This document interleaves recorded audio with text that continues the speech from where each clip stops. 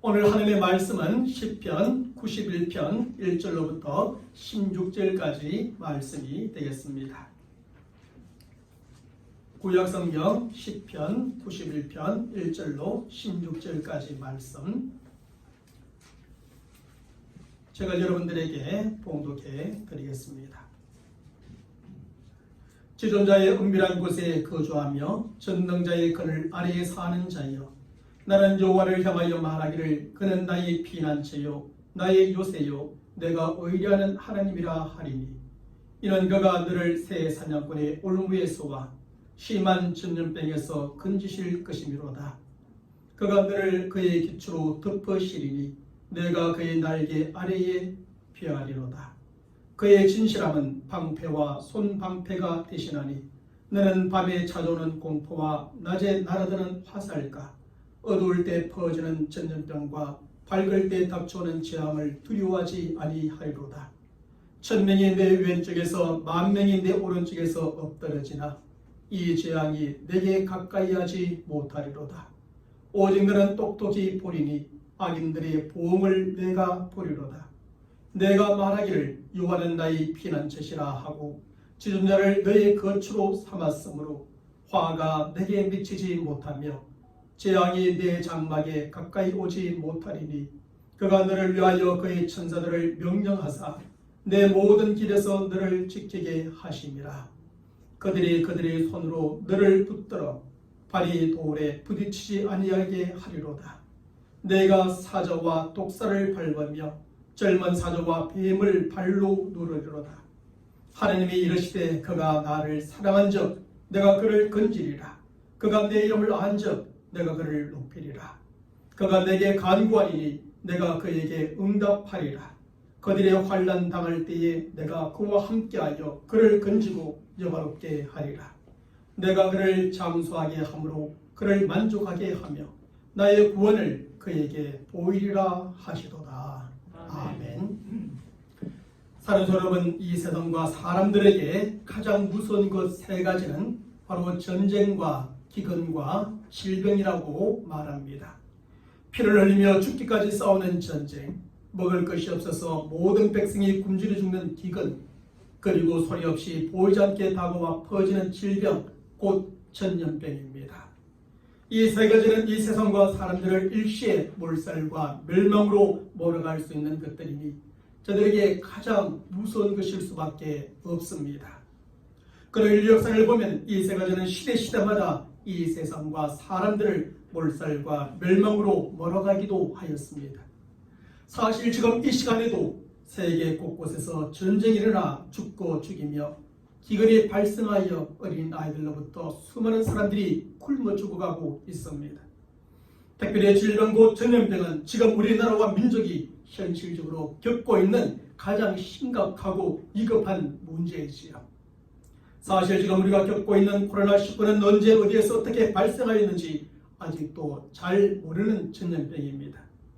그것은 단지 중국 후베이성의 대도시인 우한에서 발생한 것으로 추정되고 지금 전 세계로 급속히 확산되어져 가고 있습니다. 우리나라에서의 코로나19는 원래 1월 19일 첫 확진자 35세의 중국 여성으로 시작하여서 한 달이 지난 시점인 2월 20일에 경북청도의 대남병원에서 첫 번째 사망자 63세의 남자의 사망으로 발생하게 되었습니다. 특별히 2월 16일 29번 확진자로부터는 원인을 알 수 없는 치역 감염이 시작되어지고 경북청도의 대남병원과 대구 신천지 이단 교회로부터 확진자가 대거 쏟아져 나오기 시작하게 되지요. 그리고 신천지 이단 교회 예배에 참석하였던 사람들이 전국 각지로 흩어지고 활동함으로 코로나19는 전국적으로 확산되어 가고 있습니다. 그 결과 오늘 아침까지 통계를 보면 확진자가 3,526명이고 사망자가 16명으로 불행하게도 세계 2위를 달리고 있습니다. 그래서 코로나19는 지금 우리나라 안에서 엄청난 두려움과 불안감을 모든 국민들에게 심어주고 있지요.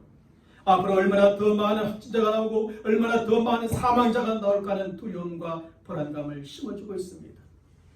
각자가 살아가는 집이나 직장 근처에서 확진자가 발생했다는 소식을 들을 때마다 코로나19가 이제 나의 턱밑까지 다가왔다는 느낌이 들 정도로 두려움과 불안감을 심어주고 있습니다.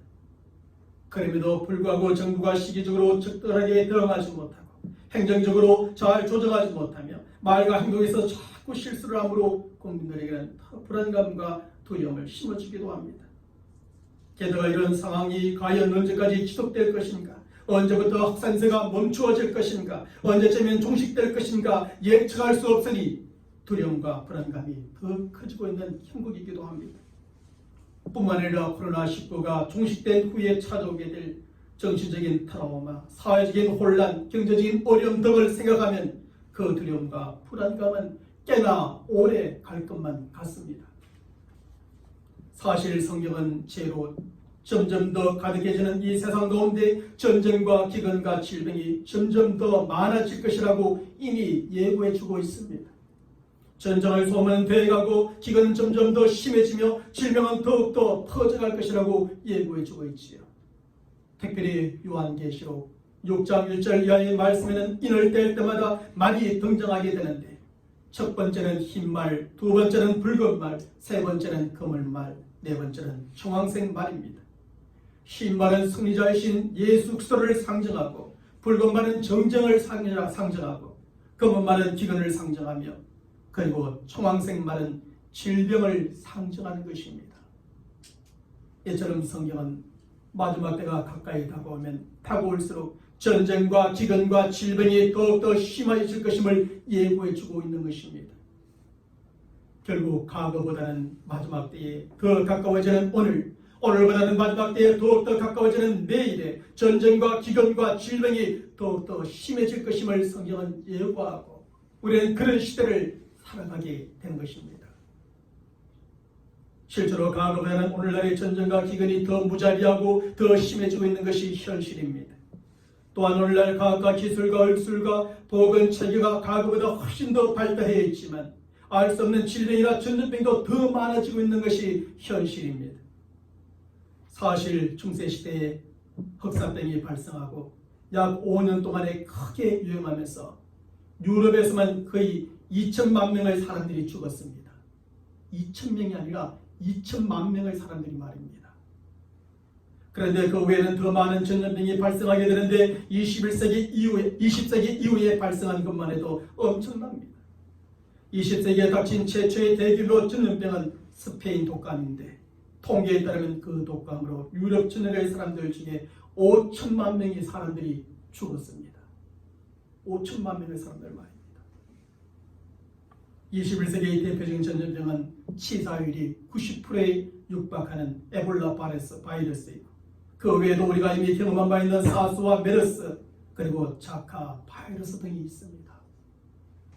전염병은 쉬지 않고 시대마다 일어나게 되고 그 전염병으로 수많은 사람들이 죽고 두려워하며 또 불안해하였던 것이죠. 그리고 점점 더 이러한 전염병이 많이 발생되어지는 것입니다. 바로 이러한 사실은 앞으로 얼마나 더 많은 전염병이 올지 모른다는 것이요, 얼마나 더 강한 전염병이 올지 모른다는 사실을 우리에게 전해줍니다. 그럼에도 확실히 얘기를 할 수 있는 것은 더 많은 전염병이 올 것이고 더 강한 전염병이 올 것이라는 것을 얘기할 수 있습니다. 그래서 어떤 과학자들은 인류가 핵무기에 의해서 전멸하게 되는 것이 아니라 이러한 바이러스에 의해서 전멸하게 될 것이라고 예고하기도 합니다. 그렇다면 과연 이렇게 예견되어지는 내일을 살아가야 될 우리들이나 우리 자녀들이 어떻게 살아가야 할까요? 우리는 대통령이든 의사든 간호사이든 과학자이든 기술자이든 어떤 사람을 믿고 의지하며 살아가서는 안 됩니다. 대들이 발달된 의술이나 기술이나 과학이나 의료품이나 안전기구들을 믿고 의지하며 살아서도 안 됩니다. 또한 우리는 현대화된 병원이나 잘 조직화된 질병보험부나 WHO와 같은 국제적인 보건기구를 믿고 살아서도 안 됩니다.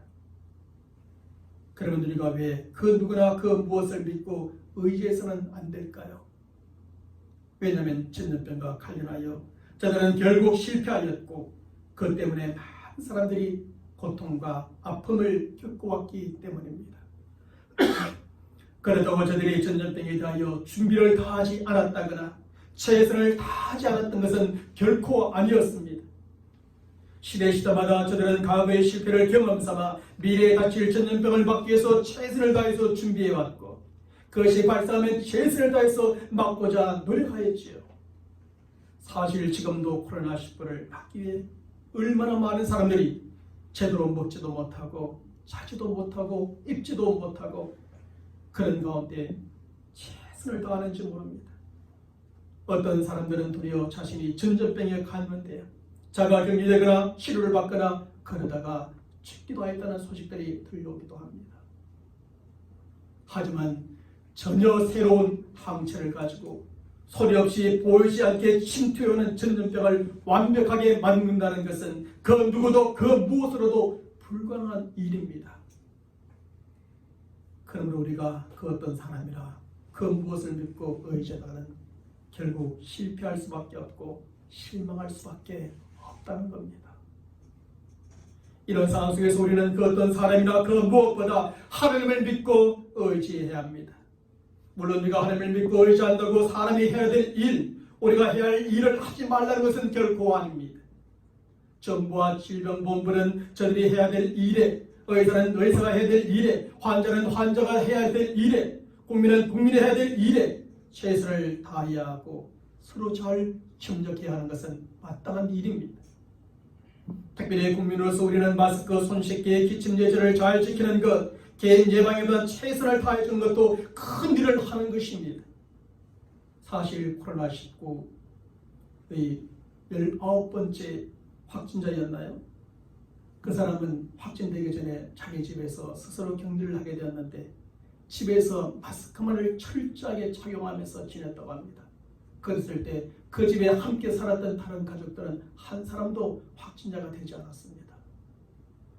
마스크만 잘 해도 그만큼 감염률을 줄일 수 있다는 겁니다. 함께 살아도 말입니다. 그러므로 우리 각자가 지켜야 될 개인 예방의 수칙들을 잘 지키면서 이 시기를 보내기만 해도 많은 부분에서 안전할 수 있는 것이죠.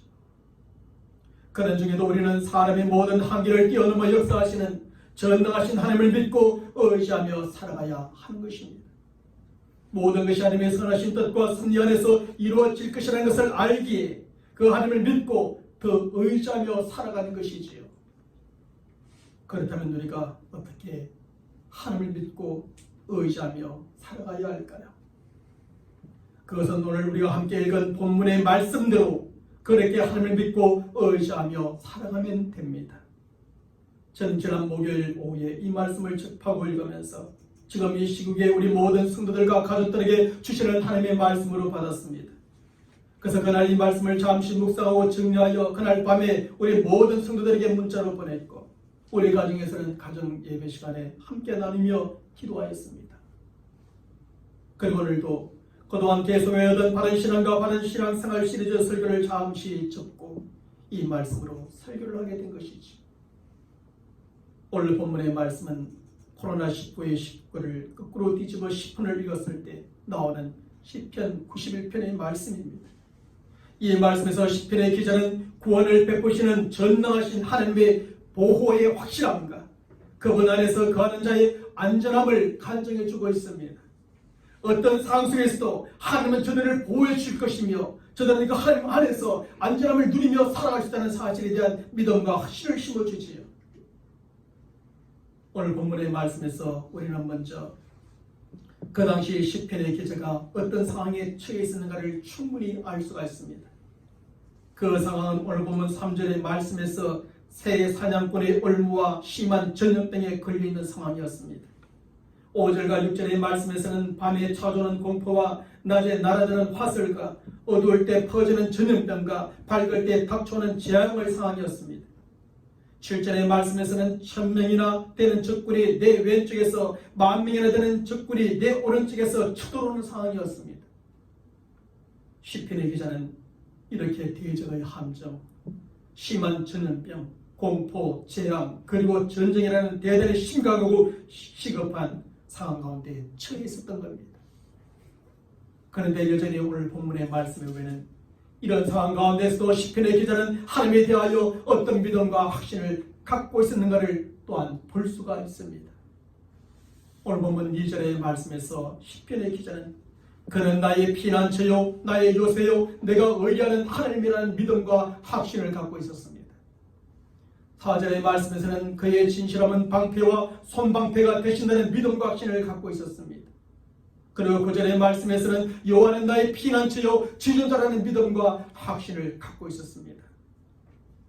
시편의 기자는 하나님에 대하여 이렇게 피난처요 요새요 의리할 뿐이요 방패요 지존자라는 믿음과 확신을 갖고 있었습니다.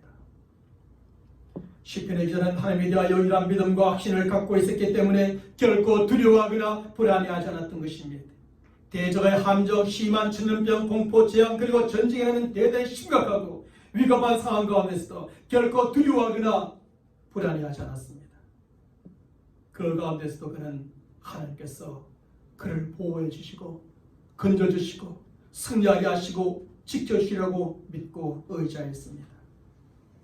오늘 보면 14절과 15절의 말씀을 보면 그는 그가 그렇게 믿고 확신한 하나님을 사랑한다 했고 그가 아는 하나님께 간절히 기도하였습니다. 그 결과 시편의 기자가 믿고 확신하였던 대로 그 심각하고 위급한 상황에서 건짐을 받고 높임을 받으며 응답을 받게 되었습니다. 좀 더 나가서 영화롭게 되어지고 장수하게 되고 만족을 얻으며 하늘의 구원의 자리에 이르게 되었다는 고백을 하고 있습니다.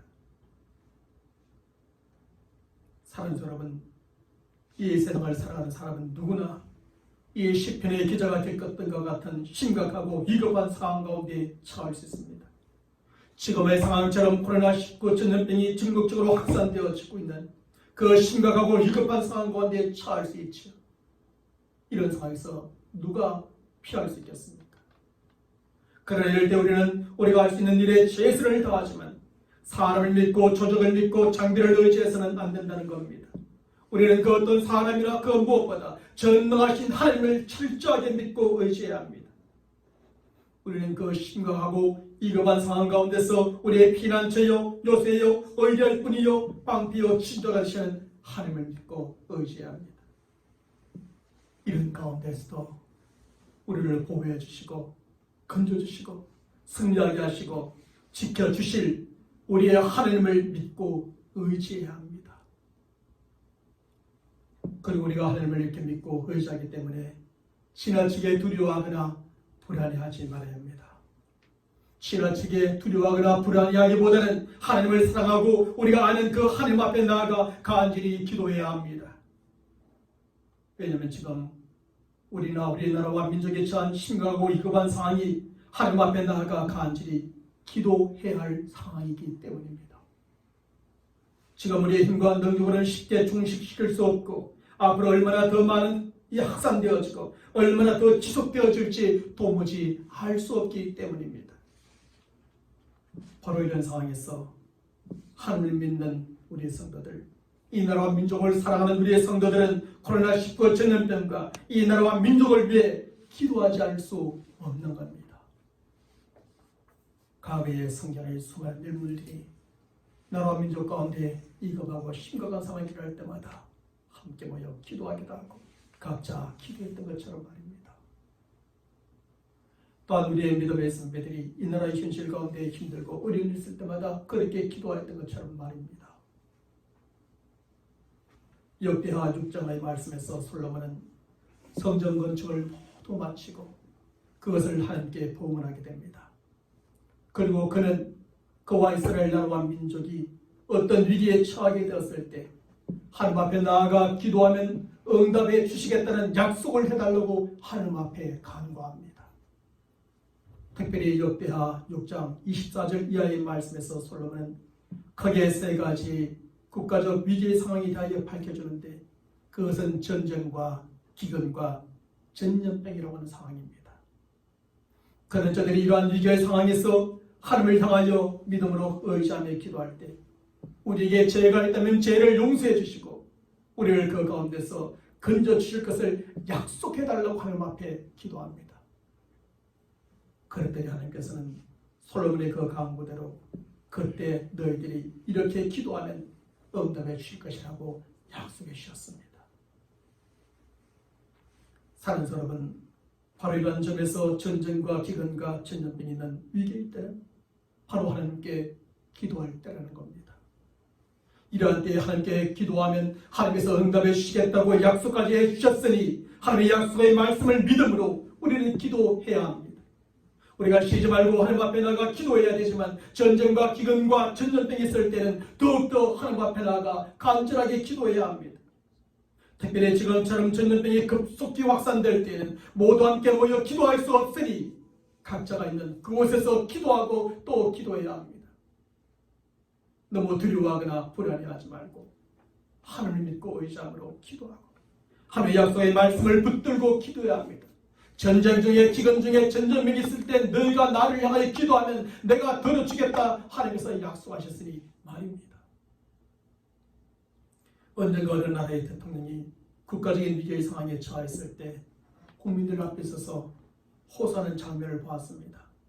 여러분, 지금의 이 위기 상황은 나와 정부의 능력만으로는 극복할 수 있는 한계를 넘어섰습니다. 이제는 국민 여러분들의 적극적인 협력과 도움이 절실히 필요한 때입니다. 그러니 너무 두려워하거나 불안해지지 마시고 책임자들의 지시에 따라서 각자 일에 전념해 주시고 그리고 각자가 할 일에 최선을 다해 주시길 바랍니다. 더불어 저와 이 나라와 민족을 위해 하나님께 기도해 주십시오 라고 호소하는 것이었습니다. 대통령은 이러한 호소를 들었을 때 국민들은 어떻게 반응했을까요? 저들은 대통령과 정부가 너무 무능하다, 그동안 무엇을 했단 말인가, 모두 책임지라고 소리 높이지 않았습니다. 저들은 숙연해지면서 대통령이 정말 정직하거나 참으로 겸손하거나 대통령이 얼마나 힘들겠는가 생각하면서 모두가 하나 되어 적극 힘들어가고 도우며 기도했다는 겁니다. 그러니 혼란이 사라지죠. 모두가 하나 되어지죠. 그래서 그것을 극복해내는 겁니다. 사는 여러분, 저는 지금의 코로나19의 상황에서 우리나라 대통령도 이런 용기를 가진 대통령이 되었으면 좋겠다는 생각을 해봅니다. 다음 하나 아니면 국민들 앞에 서서 여러분, 지금의 상황은 나와 정부의 능력만으로는 극복할 수 있는 한계를 넘어섰습니다. 이제 국민 여러분들의 협력과 도움이 절실히 필요한 때입니다. 이제는 국민 여러분들이 도와주셔야 할 때이고 힘들게 해줄 때이고 그러니 지나치게 두려워하거나 불안해지 마시고 우리를 믿고 따라주십시오. 그리고 저와 이 나라와 민족을 위해 하나님께 기도해 주십시오. 물론 우리나라 대통령은 특정 종교를 두고 말하면 안 되니 여러분 각자가 믿는 신에게 간절하게 기도해 주십시오 라고 요청을 할 수 있다면 얼마나 좋을까 하는 생각이 듭니다. 사실 지금의 상황은 대통령이 짤 수 없습니다. 정부도 짤 수 없습니다. 모든 국민들이 일치단결하여 한 마음으로 서로 협력하면서 서로 도우면서 격려하면서 나아갈 때이죠. 그러면 우리 국민들도 대통령이 무능하다고 책임지라고 하기보다는 우리 대통령이 정말 정직하다, 참으로 겸손하다, 대통령 자리에서 얼마나 힘이 될까 생각할 겁니다. 그래서 모두 하나 되어 적극 힘들어가고 도우며 각자가 믿는 신에게 간절하게 기도할 겁니다. 그런 중에 혼란과 혼선은 사라지고 모든 백성들은 하나가 되어서 서로 격려하고 위로하면서 이 어림의 시기를 견뎌낼 수 있게 될 겁니다. 사는 여러분, 어찌되었든지 전능하신 하나님을 믿고 섬기는 우리에게 이 지금의 상황은 더욱더 기도할 때입니다. 하나님께서 전염병이 발생하였을 때 기도하면 응답을 주시겠다고 약속하셨으니 지금이 바로 그 약속을 믿고 더욱더 기도할 때입니다. 그래서 저는 그리 많지 않은 우리의 성도들이지만 매일 한 번씩 정한 시간에 코로나19의 상황을 위해서 기도할 것을 권면하는 겁니다.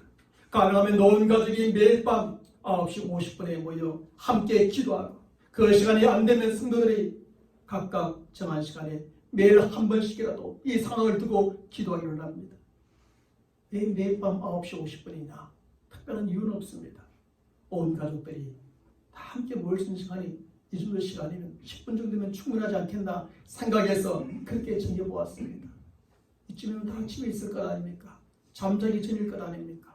재미있는 드라마도 끝났을 때가 아니겠습니까? 매일 밤 9시 50분에 기도하면서 이 시간에 함께 기도하는 우리 장로님이 계시지, 이 시간에 기도하는 우리 권사님이 계시지, 이 시간에 기도하는 우리 집사님이 계시지, 이 시간에 기도하는 우리 성도들이 계시지, 이 시간에 기도하는 우리 아이들이 있지 라고 생각하며 마음을 모두고 함께 기도하는 겁니다. 이 나라의 통치자로서 모든 책임을 지고 있는 대통령과 정부를 위해서 기도해 주시길 바랍니다. 지금도 재전선에서 전염병과 싸우고 있는 질병본부와 의료진들을 위해서 기도해 주시길 바랍니다. 확진 판정을 받고 병원에 입원 중에 있는 환자를 위해서, 14일 동안 자가 격리 중에 있는 사람들을 위해서 기도해 주시길 바랍니다. 모든 국민들이 지나치게 두려워하거나 불안해하지 않고 자포자기의 절망 가운데 빠지지 않도록 기도해 주시길 바랍니다. 저는 이 부분을 제일 염려하는 부분 중에 하나입니다. 많은 사람이 지금 어려운 상황에서 자포자기하고 절망 가운데 빠져 어떻게 될까 말입니다. 모두가 죽을 증인입니다. 특별히 속히 코로나19의 확산세가 잡히고 진정되어 모든 국민들의 일상으로 돌아가고 우리가 편안하게 하나님 앞에 나와 예배하는 날이 속히 오도록 우리 모두가 함께 기도해야 합니다. 하나님은 전능하신 하나님이십니다. 모든 것은 하나님의 뜻과 계획 안에 선면에 있음을 믿습니다. 그리고 전쟁과 기근과 전염병의 상황 속에서 하나님은 우리의 피난처가 되고 요새가 되고 파리가 되고 방패가 되십니다. 그리고 그 하나님은 그때 기도할 때에 우리의 기도에 들으시며 응답하신다고 약속해 주고 있습니다. 그러므로 우리들이 지금 이 나라와 민족을 위해서 할 수 있는 것은 바로 기도하는 것입니다. 그러므로 기도합시다. 우리 자신을 위해서 기도하시고, 우리 가정을 위해서 기도하시고, 우리 직장과 사업을 위해서 기도하시고, 교회를 위해서 기도하시고, 성도들을 위해서 기도하시고, 대통령과 정부와 이 나라 국민 모두를 위해서 우리 함께 기도하는 한 주간이 되기를 주님의 이름으로 간절히 축원합니다.